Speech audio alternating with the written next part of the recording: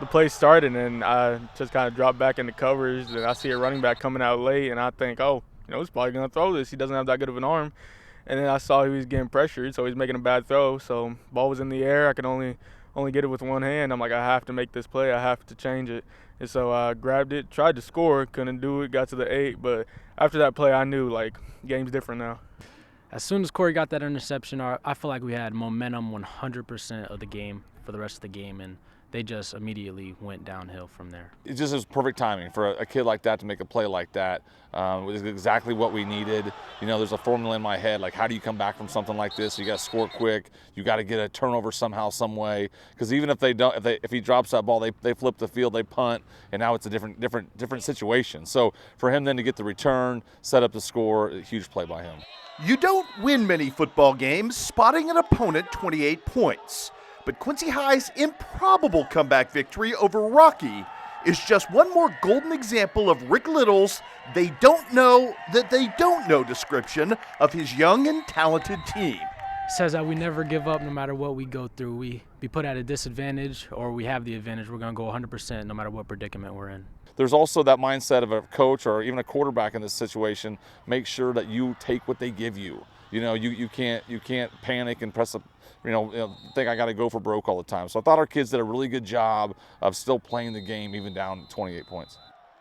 In that spirit, the Blue Devils are also blithely unaware that they are supposed to be considerable underdogs Friday against a Glenwood squad whose offense might be the most weapon-laden the Blue Devils have yet faced. They got a lot of weapons, but we've faced teams with, I think, more weapons or equal to it. But we're definitely not gonna underestimate them or overestimate them. We gotta go out there and play the game we've always played, and I think we're gonna be all right. They're loaded. It's a great football team, great program, great coach. They do it right. They do everything that they need to do at a high level, and they obviously have our attention and our respect. And it's one of those things that we love the opportunity and the challenge, and that's something about this team is they just like to line up and go play. Our secondary, we're really practicing for their plays, and we're watching film to make sure that we're able to defensively cover them really well and be ready for any play that they come at us with.